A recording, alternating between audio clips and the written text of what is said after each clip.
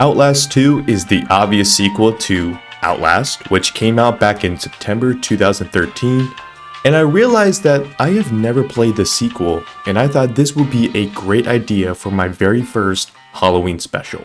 I want to thank you guys for sticking with this channel and helping reach a milestone of 3,000 subscribers.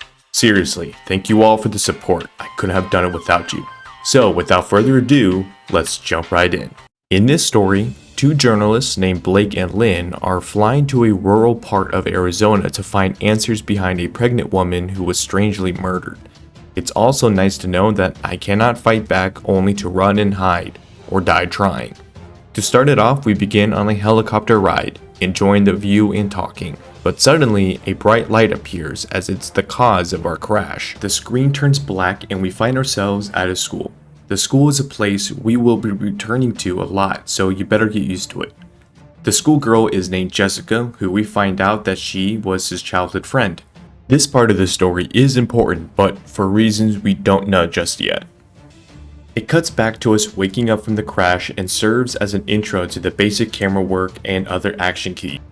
As we venture through, we approach a little village as it gives us a visual warning to what we will encounter in the near future. There isn't much in terms of dangers here, but the message is still loud and clear.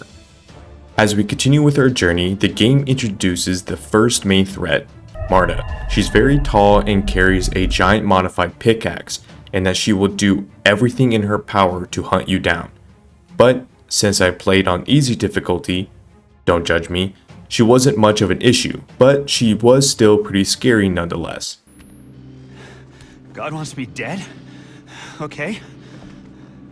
After that, I found a little church where it turns out that's where Lynn is. I walked down into the basement where I found a key that unlocks a door that's hidden due to Arkham Asylum patients being trapped in cages, where I found some stairs that led to a window. When looking through, that's where I found Lynn, managing to break free and jumping out, and that's when we finally meet up again.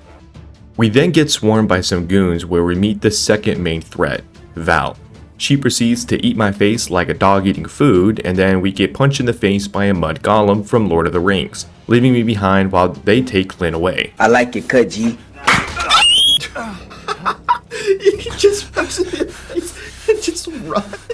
We gather our things and follow them when I run into another town. Pace picks up a bit as this section gives us practice to sneak past villagers while using more of our environments, such as going underwater to decrease the possibility of getting caught. After that, I reached a checkpoint where the blinding light we saw in the beginning of the game teleports us back to the school. This would be the second time we came here, and fortunately all I had to do was run outside, get past the gate, and run further into the blizzard. When I come to the real world, I'm greeted by a man who isn't trying to get us, but instead to help. He then tells me that his daughter went missing, which happens to be the same girl Blake and Lynn were doing a story on. The man decides to give us a little spot in his basement for us to get our strength back. When waking up from our little nap, it turns out Marta is interrogating him on my whereabouts. Thankfully, this man was a real one as he didn't give up, and Marta unfortunately killed him for it.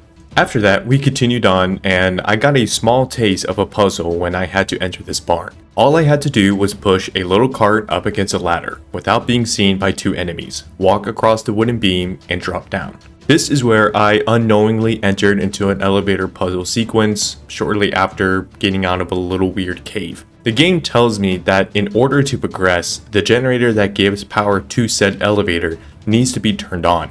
I don't know if playing on the easiest difficulty had any effect on the lady standing in the middle of the path, maybe, or instead if I got too close. Now, when turning it on and walking back out the building, this happened. Stupid, I'm not gonna let you get the chance. Oh my god. Oh my god. Oh my god. No. After dying once, I found an easy path to go around her and bolted towards the elevator like my life depended on it, cutting it close when she was hot on the trail. When it takes me up, I see a well, and I hear a girl's voice coming from it. When I investigated, the Sarlacc pit grabbed and dragged me into the third school sequence. This is when the school sequences start to pick up from here. After walking around, a locker opens, revealing a little music box for us to interact with. Doing this and just walking around triggered the next step. A door opens to a hallway and it starts a chase sequence when leaving the school. It's then when the game throws two chases, running through houses, crawling under houses, hiding underneath bunk beds, and me having to climb into a shed and essentially curb stomp in the floor to prevent our death from impalement. I found myself inside a small school, which led me outside where I had to push a wagon up a gate where I found Marta waiting for me on the other side. After climbing over, I found another wagon to push, and this time Marta appeared. Since this is on story mode, all I had to do was run away and come back to the wagon. Hopefully this time she didn't come back. After that, I ended up at a church where I found a man tied up. I hid in the confession booth to activate a sequence where we met the leader, Nothing. He wants to know where Lynn is since she escaped again. This is a lead as the ultimate goal now is to go to the mines before they do. My next task was to turn off this water wheel, and after doing so, I got super confused for a moment. I thought I had to swim in the water thinking there was a hidden path, but no, it took me like 15 minutes to find that out. Turns out I had to crawl underneath this gear looking thing inside the building. After leaving that area, Marta showed up again and I had to do some quick thinking, find a hook to connect the exit door, and kicking Marta in the face to escape. Going forward, I found train tracks that are broken down, and when we tried to use them to get to the other side, the last beam breaks. Like how all horror games do, and we landed in a tree hanging upside down. We come to and see a man running before getting hit by an arrow. This section introduces us to the meth head versions of Tara and Tor from Mortal Kombat X. We explored little camps with people that look like The Walking Dead before we get caught by the twins, forcing us to escape and run into a house. As we shimmy through, I've traveled back to the school, but this one was very simplistic because all I had to do was jump in a vent, where at the end of it, I was dragged out by a couple of goons where I met the Great Value MK twins face to face. The small goblin thing talks about me being the father before rubbing its nasty deformed hand all over my face and taking my camera and nailing me to a cross. I escaped, and after a series of small events, I found my camera and after doing so triggered another school sequence. For some reason, I had trouble with this one. After answering the phone and leaving, there's a demon in the bathroom that begins to chase me. I ran to the end of the hall, looked left, and saw Jessica. She runs through a door, thinking that's where I had to go, but when I did, there wasn't a door or anything for me to escape. It took me literal 10 tries before I realized I needed to go inside the locker that was next to her. After coming back to reality, a long chase begins where the twins are shooting arrows at me while I slide down slopes, walking on dead trees to get across, before sliding down again, but this time getting trapped in barbed wire, allowing the twins to catch up. They bury me in a coffin where I proceed to get out. After walking for a bit, I needed to use rope to descend from a shed, where I saw the twins again moments after I was lowering myself. But unfortunately for them, they fell into a hole, taking massive fall damage. I crawled through the debris, where I'm at another school level. I walk around in the dark following Jessica's voice before a jump scare happens, and that's when it ends for now. Some people would say that the lake part is kind of boring, and I do kind of agree.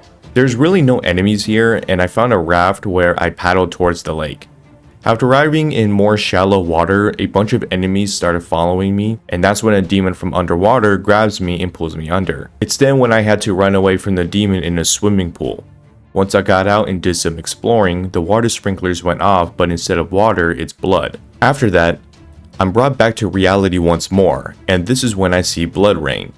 The pace picks up a lot here, having to go inside this building.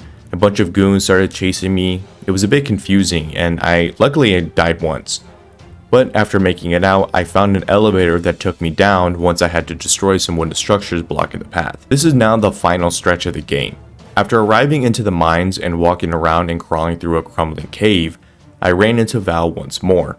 This time, I can't really show her since she isn't wearing any clothes. After being chased once more, a puzzle sequence has me turning off 2 power switches in the dark, while Val is looking for me. After that part, an intense crawl chase happens and I run into one of her henchmen that blew glitter in my face, causing me to get disoriented. When I get knocked out, the final school flashback begins. It turns out that Jessica was being a target by a priest who ended up taking her life after sending me home. Or at least he thought he did. This whole school subplot was to show us that Blake went through severe psychological and religious trauma. I mean, this whole theme of the game centered around religious horror, so this makes sense to me. When I came to, I bolted from the threats behind me when I finally met up with Lynn. This time, Lynn is pregnant and ready to give birth, and while all of that was happening, crazy winds and thunderstorms appear out of nowhere. We travel through the woods where we find a burned down building. We manage to get inside after dropping a pregnant woman like 6 feet off the ground. Lynn tells me that she needs to lay down to get ready, but right before we do, Marta appears and we now have to run away from her while trying to help Lynn walk. We reach the upper level after finding some stairs. Marta cuts us off, and right before she strikes the killing blow, a cross comes out of nowhere when it drops straight into her back, killing her instantly.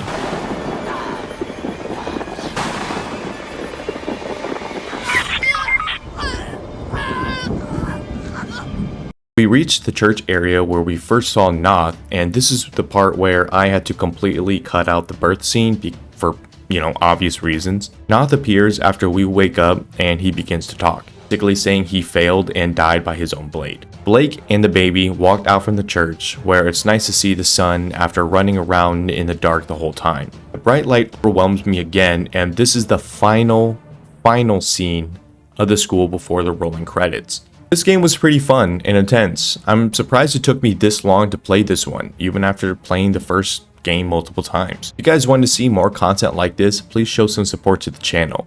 This video is the first of its kind that I have ever made in general. I put a lot of time into editing and care for a video like this.